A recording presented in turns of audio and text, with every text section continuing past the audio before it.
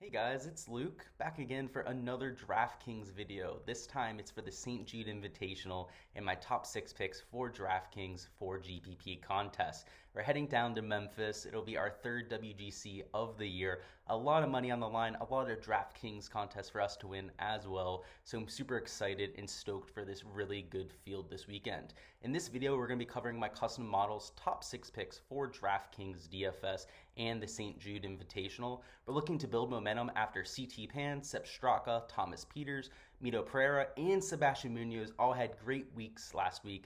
They were picks that my model picked out, a couple of them my value plays, a couple core plays in there as well. But either way, all of them came through for us in GPP contests. And even though there was no cut, our only real duds were Justin Thomas. He ended up finishing 15th, which for Justin Thomas isn't really getting the job done. And we obviously had Rafael Campos as well. My flyer pay down at the minimum of 6,000. Neither of those guys got it done, but a majority of our plays did. So my golfers at target are based, as always, on my custom modeling approach that I attempt to use through all of my DFS sports. I don't just cover the PGA Tour. I also use this approach for the NBA, NFL, UFC, and more. So make sure to check out my channel if you guys are looking for even more content. I prefer to rely on facts, modeling, and game theory rather than opinions, bias, or other narratives. I try to use the facts, modeling. I try to base my decisions off of numbers. That way, it's very clear cut. It's very binary to me. It's either a good play or it's a bad play. And I look to give that information to you guys. On top of my video content, I also have a Patreon page where I post all of my projections for every player in every PGA Tour field. On there, you can get my projected points, my ownership projections, and even more. We have a community on there where we interact, make sure we answer all the questions, etc. It's just $1 for the month. You get the projections for all the events over that month. It's a great deal, so hop in now before the price goes up. Without further delay though, let's hop into the top 6 picks for this week's event. Before we hop into my top 6 plays, I just quickly want to review my key metrics so you guys know what I'm using for my modeling this week. At number 3, we have birdie or better percentage. A lot of that has to do with it being a no-cut event. Anytime there's no cut, you need guys who can go extremely low to win, especially to do well in a fantasy format. When players know that there's no cut, when they know there's no risk of them only being out there for 2 rounds and not getting paid, they tend to be very aggressive. At events like that, you see a lot of the aggressive players tend to do well. A lot of the guys that are a little bit more conservative, the players that do well at major championships where it gets really difficult, don't seem to thrive at these events. So it's something to keep in mind. That's why it comes in at number 3. At number 2, we have shots gained around the green. At TPC Southwind, we have some of the smallest greens that we see on the whole entire tour all year. As a result, there are going to be a lot of misses into these greens. So making sure you can get up and down, put yourself close, give yourself some gimmies for par is going to be very useful. At number 1, we have shots gained approach. This is typically my number 1 statistic when it comes to my modeling, so this shouldn't be much of a surprise. We have very small greens at Southwind. We also need to score and go really low. So having precision, making sure you're giving yourself enough opportunities to do so is going to be vitally important. Now for my spend up option this week, we have Jordan Spieth, a $10,400 golfer who ranks as my number 2 play this week in terms of my custom modeling and my number 1 in terms of points per dollar. I'm absolutely ready to ride this heater that he's shown us of late. TPC Southwind is a course that seems built for his game. It's a course where you have to be precise with your irons. If you miss a few greens like you're going to because the greens are so small, you have to be able to get up and down. That's the MO of Jordan Spieth. If you take a look at his numbers over this year, he has not only been one of the best iron players on tour, he could arguably be the best iron player over this entire year. The only person that has any type of a say in that conversation is Colin Morikawa, and you could really go either way with those two. In terms of how he's played over his last 20 rounds, he's gaining an elite 1.01 strokes per round ball striking. He's also gaining a 0.91 strokes per round with his short game. So he's not just doing it in one facet or another. He's doing it with a very well-rounded approach. And when you have a game that's very well-rounded that doesn't have a hole in it, it not only makes you a very safe play to go out in a tournament, it also makes you a very, very high upside play to go out and win. The last time we saw someone with this kind of approach play, this kind of putting play, and put them together, that was Tiger Woods. From 2004 to 2010, he was consistently one of the best iron players on tour, also one of the best putters. And we obviously saw what happens when you do that. The only other comparison in this field, really, for Jordan Spieth would be Bryson DeChambeau. He does it a little bit differently than Spieth, though. He does it with his off-the-tee play and his putting play as well.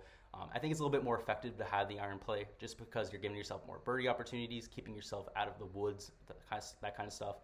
So if he continues to strike the ball the way that he has been over these last few months, he's going to win events. He's going to win them in bunches, and I'm going to ride that heater and that momentum. For my second man in this week, we have Bryson DeChambeau, the guy I was just done talking about, somebody that has an elite combination of off the tee play and putting to get it done. He ranks as my model's number 7 play this week, and he ranks as my number 5 in terms of points per dollar. And you know it's going to be a fun week because not only is Jordan Spieth one of my favorite players on tour, Bryson DeChambeau is probably my second favorite player.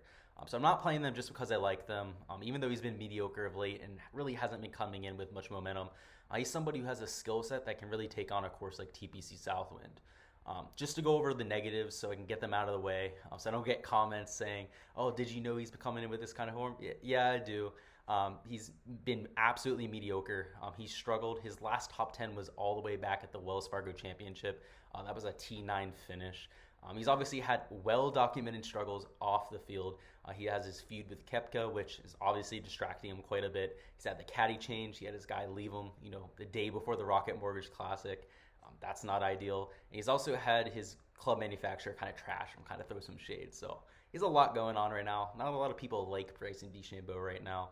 So as a result, we see his price down in the $9,000 range. I mean, when's the last time we saw that? He's one of the best players in the world, especially when he has his game. And when's the last time we're probably going to see him in single-digit ownership? I mean, people really have this narrative against Bryson right now. Nobody wants a piece of him. I expect him to come in around 7-8% ownership. And if that's the case, he's going to be a great play for me this week at Memphis. Again, the course just fits his skill set very well. It's a relatively short course.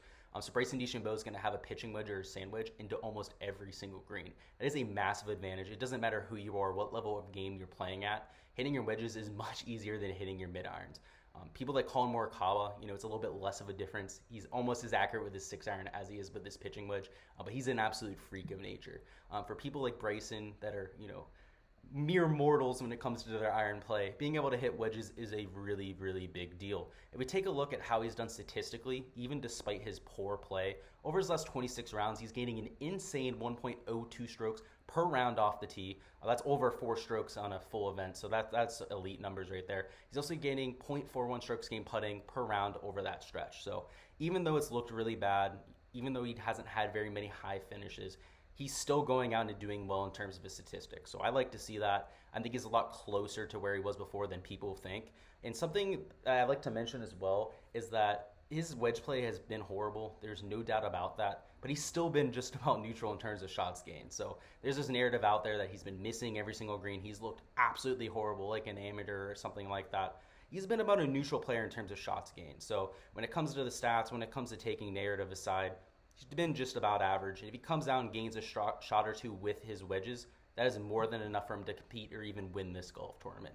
So again, at $9,500 and probably low ownership, I think he's a great leverage spot and somewhere I'm willing to invest in this week. And just real quickly before we hop into my bread and butter play here, the last time I decided to play someone who was coming in with mediocre form, but it looked a little bit sneaky, that was Keith Mitchell. If you guys remember, he was my diamond in the rough a few weeks back at the 3M Open. He'd come in with 5 straight missed cuts, but he's somebody who had been doing well with his driver, had been popping with his putter here and there. All he really had to do was get it together with his iron play.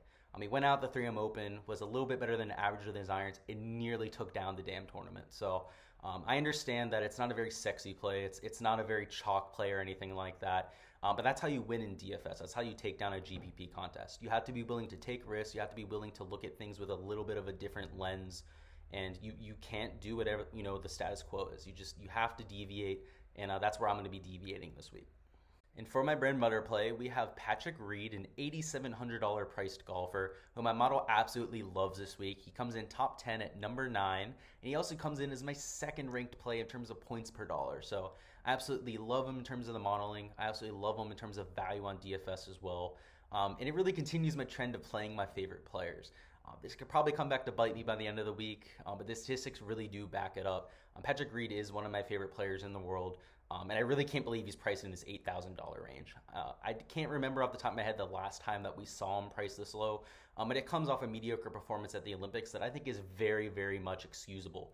He got there 12 hours before his tee time. He got there, took a shuttle on the golf cart around the course just to see what it looked like, and then went to bed. He woke up, hit balls for an hour, and then played that tough golf course. I really don't hold it against him that he ended up finishing in the top 20. And again, really, is a top 20 finish that bad, especially considering the circumstances? If we take a look at how he's played outside that event, he's been excellent, gaining across all 4 major statistical categories over the last 35 rounds. Those gains include 0.69 strokes around the green per round and also 0.3 shots gained putting per round, which are both lower than his baseline for the year. So he's due for some positive regression. He's somebody who also makes a ton of birdies. He's top 5 in the field in birdie or better percentage. If he manages to put himself in enough opportunities to score, he's got the exact kind of skill set to, one, take advantage of those and also keep himself in the tournament when he does miss greens. So I absolutely love him as a bread and butter pick, and he's going to be a featured staple of a good amount of my lineups. For my value play this week, we have an absolute misprice by DraftKings. It's happened a few times of late, and this is another circumstance where I'm absolutely taking advantage of it. We have Tyrrell Hatton priced at an absolutely insane price of $7,400. He is my model's number 16 play on the slate, and by and far the number 1 point per dollar play on the entire slate. Like I mentioned, this is a blatant misprice by DraftKings. I can't even explain how he got priced here. He's somebody who hasn't been spectacular by any means. He's played a lot on the European Tour, but over his last 10 measured rounds that we have, that's really all we've seen him over the last 3 months. He's getting an incredible 1.23 shots gained ball striking per round and 0.85 shots gained around the green per round. That's exactly what I'm looking for. I'm looking for people that are doing well with their ball striking, putting themselves in good positions to score. And of course, Tyrrell Hatton's one of the best at getting up and down when he's not able to do so. Both of those numbers, like I said, are exactly what I'm looking for at Southwind. And on top of having a great skill set, he's been somebody who's been a Bermuda specialist of late. He's getting an additional 0.24 shots gained per round with the flat stick on the surface. And as a result, he is definitely chalk worth eating. He's going to be featured in a good amount of my lineups this week. If he approaches that 25-30% threshold, I am still going to be over the field. I had a few questions this week about chalk and how to navigate it, specifically with Mito Pereira. And I know last week he was a little bit of chalk. He was one of my value plays on the slate, but he really did grade out well. He's coming in with 2 top 6 finishes. He was somebody who was good in birdie or better percentage, was going to go out, take advantage of a soft golf course. And you can't shy away from those circumstances. There's chalk that's definitely worth fading. I faded Colin Morikawa last week. Didn't really work out. He ended up finishing top 5. But I didn't think his length was going to get it done there. We saw that for the first 3 rounds. He really did struggle. On Sunday, he put it together with that 63. But those are the kind of situations I'm looking to fade. Not something like Tyrrell Hatton where almost all the boxes are checked for him. For my diamond in the rough, we have Siwoo Kim, a $6,400 golfer who's my model's number 27 ranked golfer in the field, but number 10 in terms of points per dollar, which really makes him an attractive play. Anyone and everyone played Siwoo last week. I was somebody who, publicly faded Siwoo Kim. He's somebody I was rooting for down in my heart, though. But it's really, I want to put this the right way. It's not surprising that he came out and played poorly last week. It was a ton of pressure on him. I think the only people in the world that could have played with that kind of pressure are maybe Jack Nicklaus, maybe Tiger Woods. I think even those two would have trouble in that circumstance. He wasn't just playing for $1 million that week, like he is on the PGA Tour. He wasn't just playing for national pride like a lot of people were at the Olympics. He was playing for his life. And I think that had a lot to do with why he struggled, especially early on. But now that he has that burn released from his shoulders and he gets a no-cut event, I think he's going to come out firing on all cylinders. This is exactly what he needs. If you're new to the Siwoo Kim experience, he's somebody who has a very short attention span. Siwoo Kim will go out bogey, 3 of his first 4 holes, that kind of thing, and then completely eject himself from a tournament. I think he probably leads the tour in terms of withdrawals for quote-unquote back injuries on the year. And at a no-cut event, you definitely have a lot of ejection upside. Over his last 25 rounds, if you take a look at how he's played, even with that mediocre performance at the Olympics, he's been really solid, gaining in almost every category, the only exception being his putter. He's gained 0.71 strokes, tee to green per round. That is a top 20 number in the field. And for a strong field like that, that's excellent for somebody in the 6K range. And if we take a look at the flat stick, again, that's what's really been holding him back. He's only been losing 0.3 strokes per round. Siwoo Kim is somebody who gets hot with that flat stick. He's typically somebody who bleeds strokes over a year. But when he's able to gain strokes with the flat stick, he goes out and wins golf tournaments. We saw it at the Players' Championship. We saw it at the American Express where he absolutely steamrolled the field. And at $6,400, if you're getting somebody with legit winning upside, somebody that gains tee to green, that's exactly what I'm looking for at a no-cut event.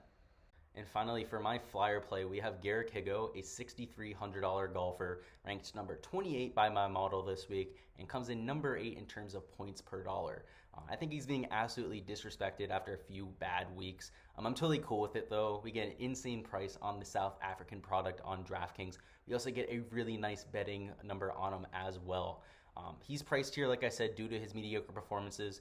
Ever since his win at the Palmetto Championship, he has missed 3 cuts. His best finish is a 41st finish, but I think a lot of that has to do with his motivation.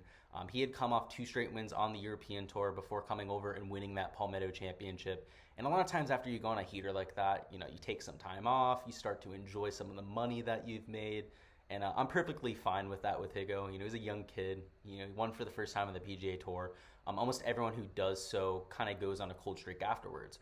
If we take a look at how he played on the European Tour this year to kind of get his long-term baseline numbers, he is an absolute stud.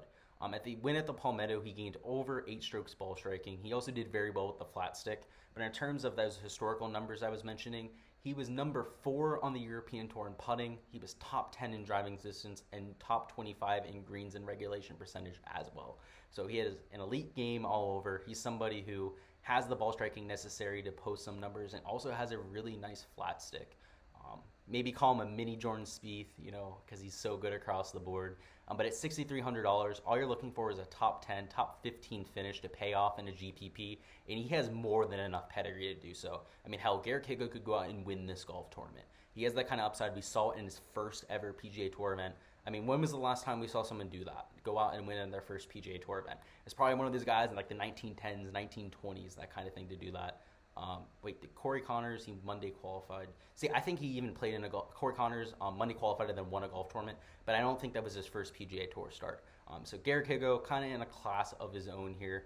I'm willing to buy back in on him, even though the recent form hasn't looked good, just because he's such a good player in general. That's all I've got for this week's top 6 DraftKings picks. I'm going to have my top 6 value plays out later on this afternoon to go over my favorite plays per my custom model underneath $7,500 on DraftKings. This will be coming out a little bit earlier than usual this week to give you guys even more time to watch the video and adjust your lineups.